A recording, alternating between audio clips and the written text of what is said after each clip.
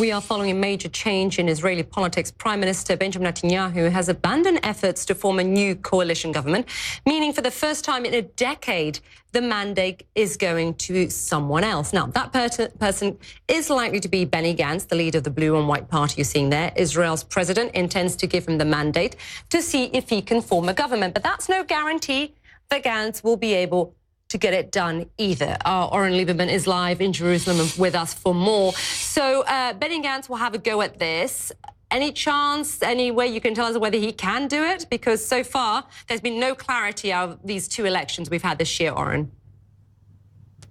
And it doesn't seem like we're getting any of that clarity anytime soon. Former IDF chief of staff and head of the blue and white party, Benny Gantz, will have 28 days to try to form a government.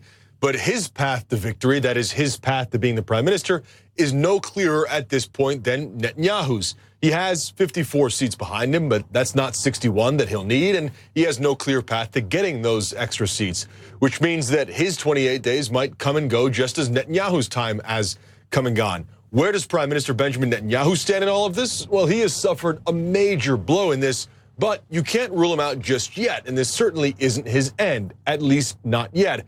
But it is a historic defeat for him, a second straight election where he has failed to form a government.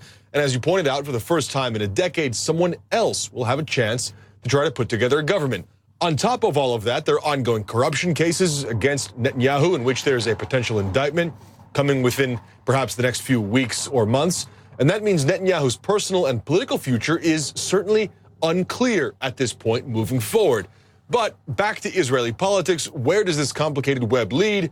The only definitive answer right now, and it's not even all that definitive at all, would be a third round of elections if Gantz also fails and if there's no other consensus choice. And that is sort of the gear that Israeli politics is stuck in right now, Issa. It seems just like an election will lead to an election, which won't lead to any definitive answer, which means it may lead to another election. And that's kind of where things stand at the moment.